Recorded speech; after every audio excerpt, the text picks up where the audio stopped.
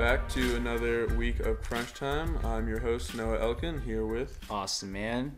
As usual, we'll have a variety of topics to talk about in the sports world, so Noah, hit me with the first one.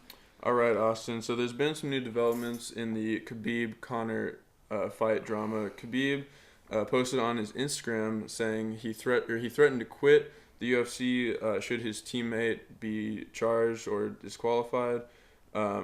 He told the UFC, keep my money, I don't want it. A lot of other shit. There's new footage of Conor McGregor initiating the contact against Khabib's teammates in the ring. It was previously thought that Khabib's teammates had started that. Both Khabib and Conor have been suspended, and their futures within the UFC will be determined at a hearing in Las Vegas on October 24th. Austin, I really don't think either of them will be suspended very long, if at all, because, I mean, let's face it, right now, these are the two biggest moneymakers for the UFC. Yeah, really, Khabib and Conor just have all the power right now. It's like they can literally say, if you do this, then I'm going to leave. And then there's UFC's big payday leaving the door, too. So I think UFC is going to do their best to, mitigate, I guess, the punishment, just because it's that rematch is going to make even more than the first fight, even though Conor kind of got his ass handed to him. But I think Conor starting the fight is kind of justified in a way, because he saw Khabib just hop the fence and go punch his friend. But in no way, shape, or form is this warranted from two professional athletes, especially two of the top fighters in the lightweight division in the entire world. And these are world class athletes. They got to have world class mentality towards this, and I just don't think it was professional on both their parts. But I guess Conor has, obviously, you see your friend getting punched, you're like, well, I'm gonna punch his friend, and it's even. But I just still think that it's kind of childish that whole aftermath played out. But UFC is gonna make a bunch of money, and at the end of the day, Conor McGregor and Khabib are both gonna walk with an even fatter check. Yeah, I agree. I really don't think a whole lot is going to come from the hearing. Like I said, I think if there are consequences, they will be minimal and really more to show the world rather to enforce any sort of rules. Yeah, if anything, they're going to just be suspended for, I think maybe at most a month or two. And then, which really doesn't affect them all that Which much. really doesn't affect it, because, obviously there's time you need to recover from a fight. You also need to go through, a training camp. I just don't see a scenario where this fight happens at the end of the year anymore, just because if they're going to get suspended, it kind of throws off the training time and all that. But I think one of the first pay-per-views for UFC next year is going to be Khabib versus Conor 2. All right, moving on. So last week, after we had already recorded our last podcast, Drew Brees broke Peyton Manning's record of most passing yards in NFL history. Where do you think Drew Brees lies among the greats, Austin? I would say he's definitely in the conversation for top 15. I just think he needs more. He needs another Super Bowl to land him in the top 10. But in no way should his accomplishments be overlooked. Drew Brees is a generational quarterback. The fact that he's pretty much 40 years old and still a top 5 quarterback in this league and just shows no sign of slowing down, I think that shows you how great Drew Brees is and has been. If he just adds another Super Bowl, I don't see why not. He's a top 10 quarterback in NFL history. I just think right now he just needs that second Super Bowl to get him over the hump. Yeah, I think that's fair. I think I could put him low tier top 10 all time, but I could definitely understand why he wouldn't. I'm really not surprised by this record. I mean, Drew Brees has been around long enough, and he's thrown, I don't even know how many 5,000-yard seasons, but it's definitely up there. I don't know. He's been healthy pretty much his whole career. I don't know. I didn't see this coming, I did see this coming, but I'm still very, very happy for Drew Brees. I think he's a great guy, great quarterback, and he deserves it. Yeah, I agree. I think Drew Brees is just an all-around great football player, great leader, and if I was in the huddle with Drew Brees, I'd be so hyped. I'm like, this guy's the guy throwing me the ball, because you know it's going to be accurate. You know it's going to be in the right spot, and I just think Drew Brees, you're a damn good quarterback. keep doing what you're doing. I hope you play a couple more years. All right, more NFL. Austin, you and I were talking about the Jacksonville defense. Last year they were ranked number one in the NFL, and in the past 2 weeks, they've given up 802 yards and 70 points to the Chiefs and the Cowboys. Is this the same team that we saw last year? I don't think it's the same team we saw last year. I think the defense really carried them last year, and if their defense is as strong, you're relying on the very inconsistent offense to carry them. And so, I thought the Jacksonville Jaguars had a very good chance of making the Super Bowl, but I think these past few weeks have shown a lot of holes in the team.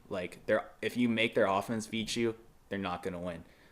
And so you really need to make sure the defense is on top of it. I don't think it's really their secondary. I still think they have the best secondary with A.J. Bowie and Jalen Ramsey on both sides, but I just think their run defense is just getting demolished, and that's where they're losing it. I think the Cowboys ran close to 300 yards against them on Sunday, and Dak Prescott only threw for under 200, And that was a blowout. And that was a blowout. That tells you a lot.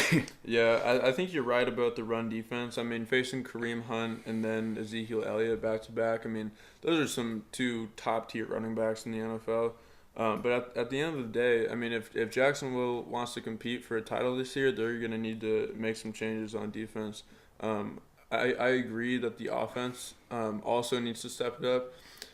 From day one, I kind of thought that Blake Bortles re-signing or giving the contract to Blake Bortles was a mistake. I know he had a good year last year, but it wasn't really enough for me to accept that he would be the man moving forward. Yeah, I just don't see a scenario where Blake Bortles is going to lead this team to a championship because he's always been bad to mediocre, and at his best, he's mediocre.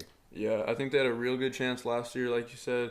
I think they'll have a better chance next year. I truly believe that the playoff / Super Bowl slump is real. I think that if they can identify the problems, draft well, and hopefully address most of those problems, they'll have a good chance to be back where they were next year. Yeah, I agree. They just need to shore up that passing game, and I think you got a contender. All right, so in one of the more exciting games of the week, Sunday Night Football last night, the Chiefs fell to the Patriots 43-40 on a last-second field goal.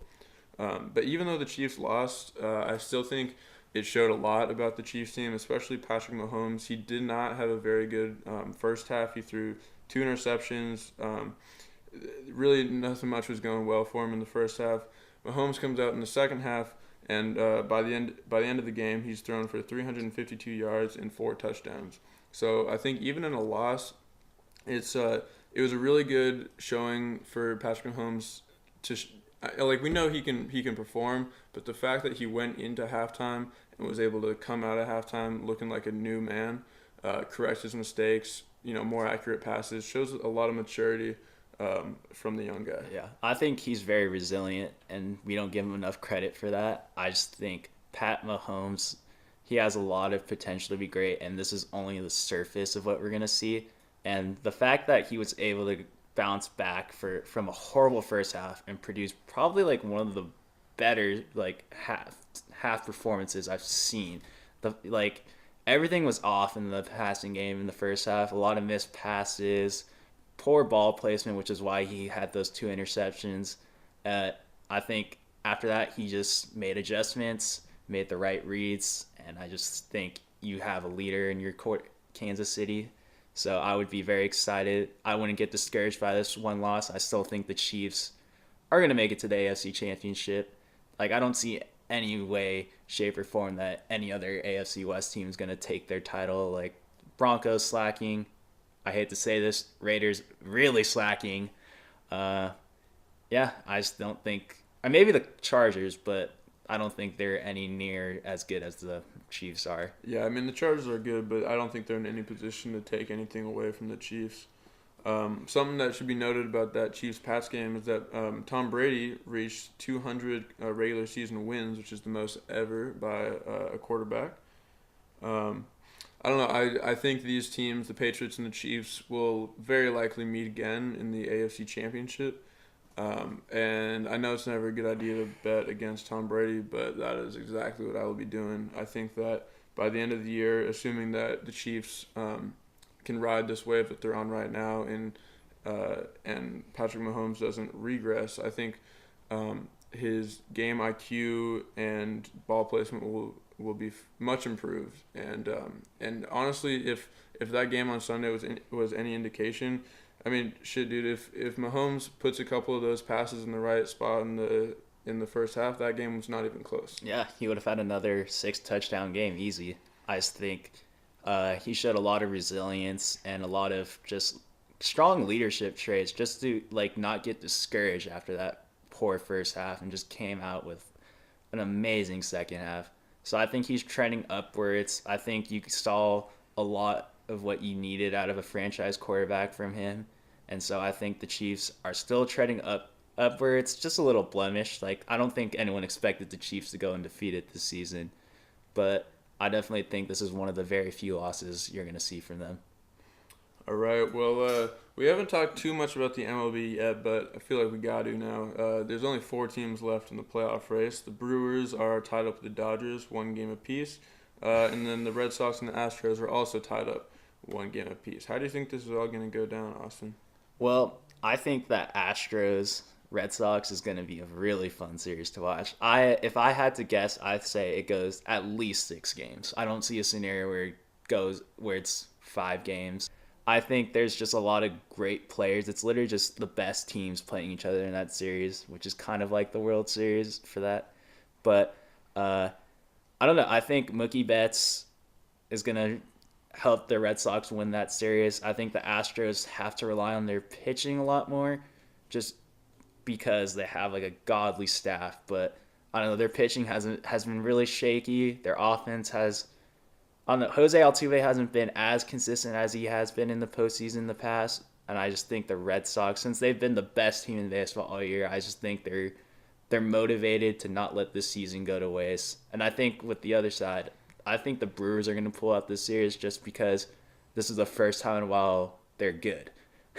I hate to say it, but like, they're really good, and they've won like 11 straight, I believe, since like the end of the season. And I think they're the hottest team right now, and I think we're going to see Red Sox Brewers in the World Series. And I really hope the Brewers pull it out, just because it's going to be a great story.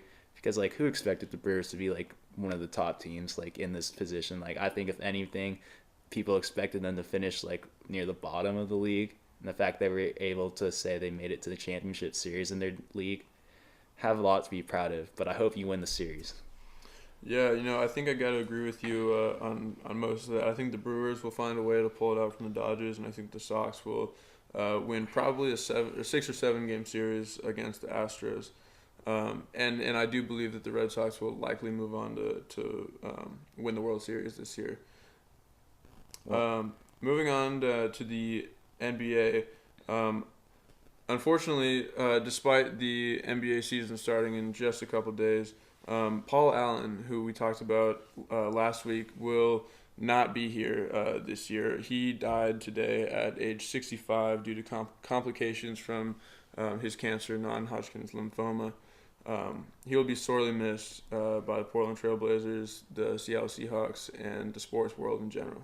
Yeah, I am really bummed. I think Paul Allen is just great for sports.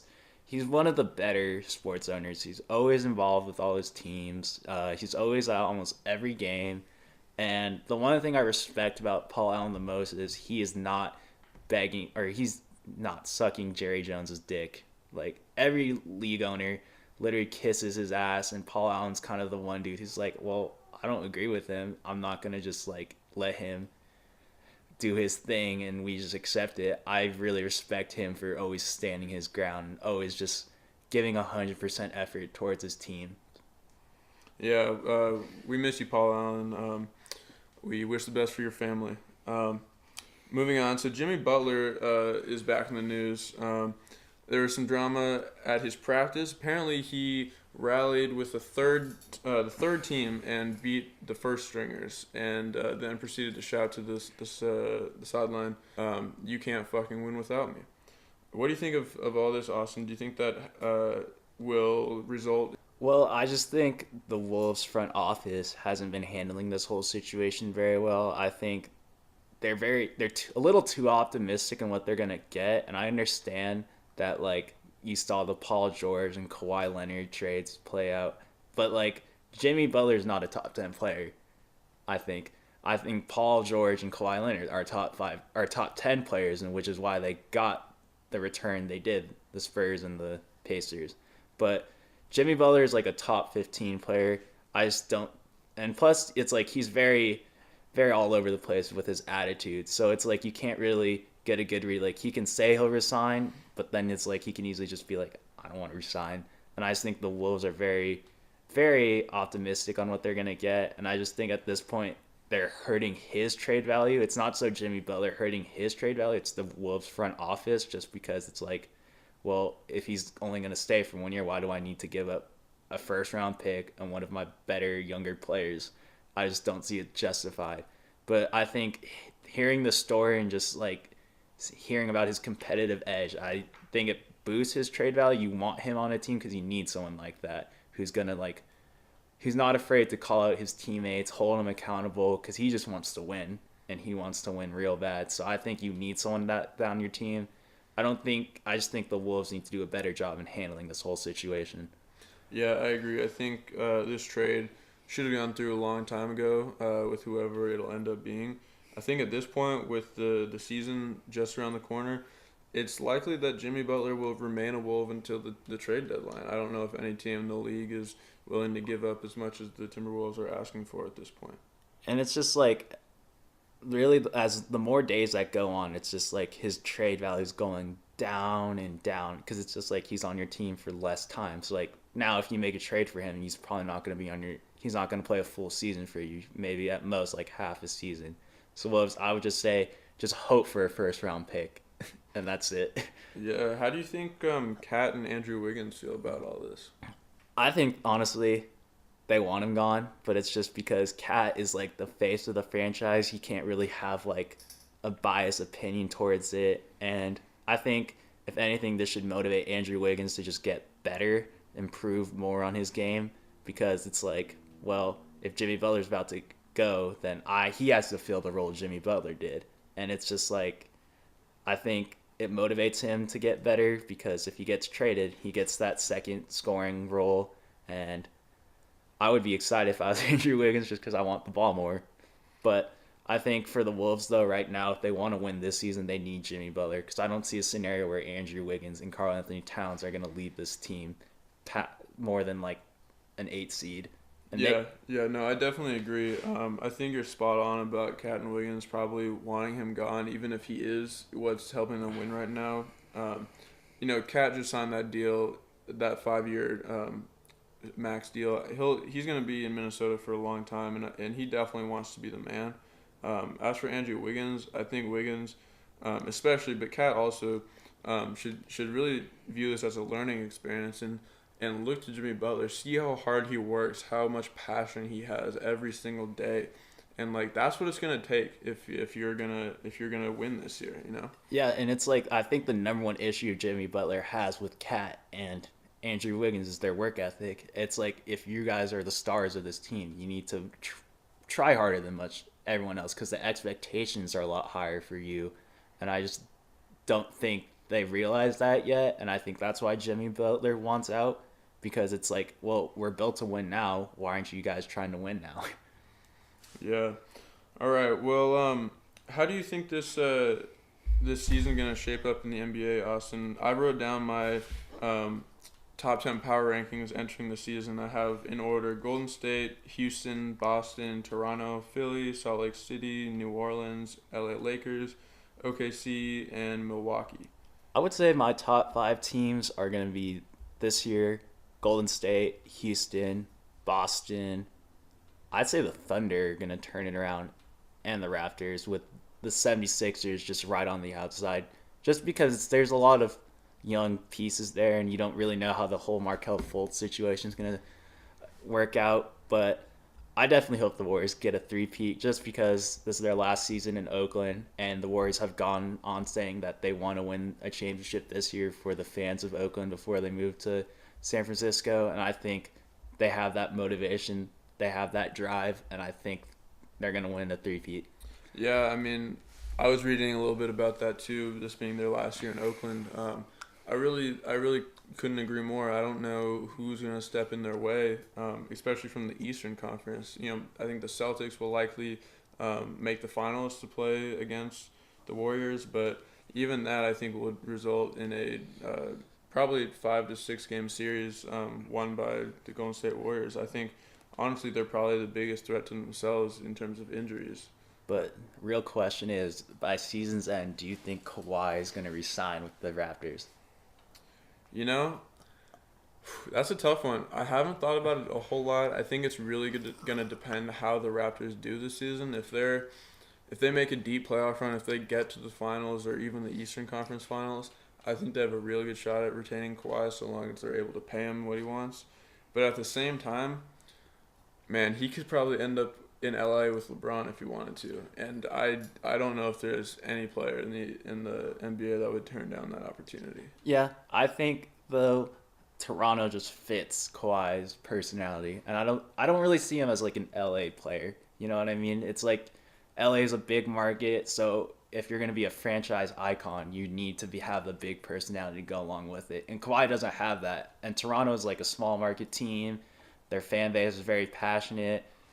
They're quiet, and I just think that fits Kawhi, and I think he's gonna really fall in love with the city and just enjoy like the way the Raptors management is structured. And I think they have a really good shot of re-signing him. I think right now it's like 60-40 that he resigns.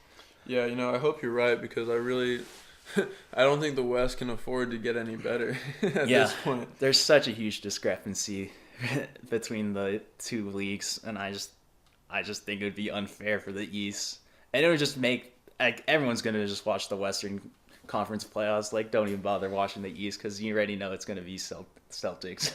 I mean, I think the Celtics, Philly, and Toronto all have shots at winning the Eastern Conference. But it's like outside of those three teams, you don't really see any reasonable contender. Right, like maybe the next best team is like Indiana with Victor Oladipo, but I don't think they have a shot of making a deep playoff run. Yeah. Who do you think is going to be this year's MVP, Austin? Anthony Davis. Oh, me too. I think it's his time. He's been there on defense. He's putting up offensive numbers now. He's just an absolute beast on the court. I don't think there's a whole lot of names that would be able to take that away from him. I think other MVP contenders would probably include LeBron as always, probably Giannis. I'm biased, but maybe Dame. I think MVP in order the finish is going to be first Anthony Davis winner, runner-up Giannis, and then LeBron coming in third. How about Rookie of the Year? Anyone stand out to you there? Rookie of the Year? I don't know. It's kind of a shakeup. I really like Wendell Carter Jr. from the Bulls. I just think he's like a perfect fit for that team just because like he has a certain role and he has a very defined role and his game suits that role. He needs a guy who's going to be a defensive stopper in the middle, and I think he has pretty good defensive skills and also a guy who can just space the floor and make a couple mid-range shots, and I think he can do that. And I think he's my dark horse contender for Rookie of the Year. I would say right now, if I had to say who would win Rookie of the Year, I would probably say either DeAndre Ayton or Luka Doncic. I really hope Luka Doncic wins, though, just because it's like you've never seen an NBA prospect come in that accomplished already. The fact that he's been playing professional basketball since he was a teenager. When I was a teenager, I was just sitting down on the couch eating candy. This man was out here winning championships. Yeah, I think I agree with you in terms of Doncic likely winning the Rookie of the Year. If I had to pick a dark horse candidate, I think Mo Bamba has a chance for similar reasons as Wendell Carter Jr.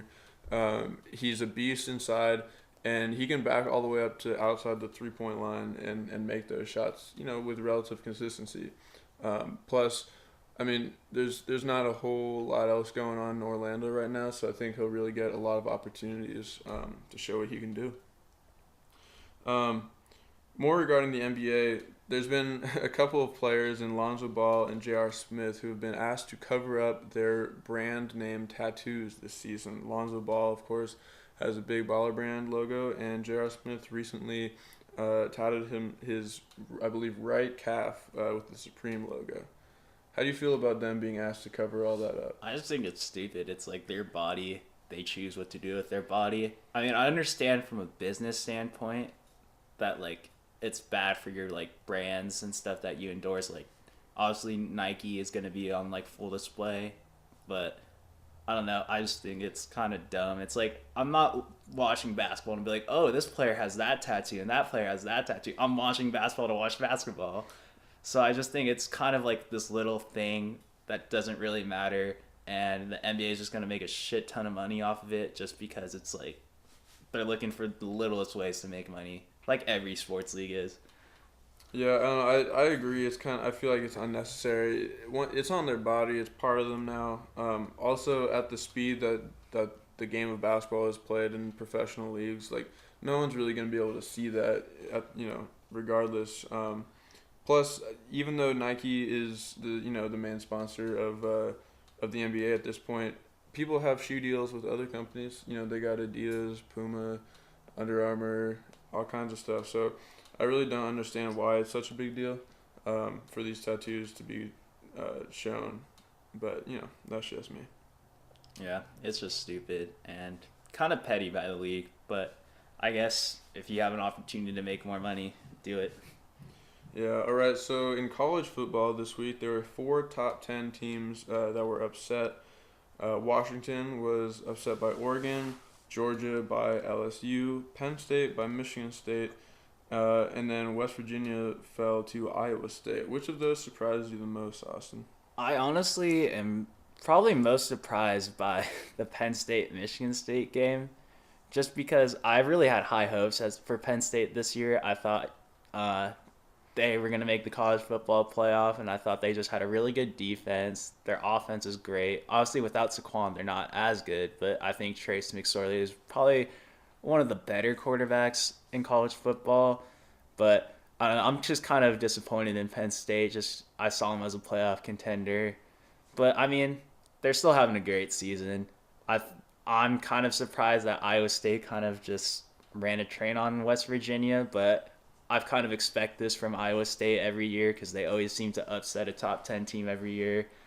LSU was really hot coming to this game, and I think Georgia has always just been overrated as a team. They've always been a consistent team, but I just don't see a scenario. They don't wow me in any other facet of the game. I just think they're a solid team all around. I think LSU has just a really good offense. Joe Burrow is killing it right now, and I'm surprised he didn't get like a chance to even like start this year for Ohio State. So I'm glad LSU got him showcasing his talent. Yeah, I agree that I thought Michigan State beating Penn State was probably the most likely. I kind of expected Oregon to at least put up a fight, and they ended up winning in overtime to Washington. LSU is a great team. I also thought that Georgia was a little overrated, so I'm not shocked by that one. And like you said, Iowa and Iowa State both, seemingly in basketball and football, seem to upset someone every year. So you never want to count them out. Yeah, it's the norm for the state of Iowa. I mean, they're not gonna give you a great season, but they'll give you something to cheer about for 1 week. Yeah. All right. Well, back here in Colorado, the Buffs suffered their first loss of the year to USC, and I really wish I could tell you it was closer. The final score was what was it? 31-21? Yeah, and that was not even close to begin with. Yeah, it really wasn't that close. USC practically gave the Buffs that last touchdown. Yeah, I mean it just killed they're clock. playing prevent defense. It's not hard to gain yards against that. I think the biggest takeaway was that Laviska Shenault went down in the second half, didn't return. It sounds like the injury is minor, but you could really tell the difference when he wasn't on the field. Well, yeah, it just shows how like one-sided our offense is right now, and it's like we're not full of any surprises now. It's just the ball is gonna first option give the ball to Laviska in any way, shape, or form. Then after that, figure it out. I just think the offensive play calling just needs to be more creative. I think use Laviska as more of like a smoke screen. Like he opens up a lot of opportunities. Like don't always try to go to him. But obviously, if you have a Heisman candidate, you want the ball in his hands as much as possible. But I also think the offense just needs to do a better job in their play calling, mix it up a little bit. Don't do like oh, pass to Laviska, the next down run, and then next down pass to Laviska again. I just think this shows that they need to be more creative, and I hope the coaches took that into account, are tweaking their game plan, and I hope we beat Washington this year. Oh, I think, I think that's one game that we're probably not gonna be able to win, but we'll see. Anything can happen. I think one thing to take away is, even though Colorado did not play very well and Laviska Shenault did go out early, he still managed to rack up over 100 yards from scrimmage and a touchdown. So if that's his floor, this guy is going to be real good for a long time. Yeah, I see him being like one of the finalists for the Heisman. I don't think he'll be a quarterback, just because Heisman's usually go to quarterbacks. Yeah. But I think Laviska, I'm glad we have you for another year. You make our team really good. So keep on trucking, my friend. All right, that's all we got this week. Be sure to tune in next week for another episode of Crunch Time. For Awesome Man, I'm Noah Elkin. See you guys. Have a good one.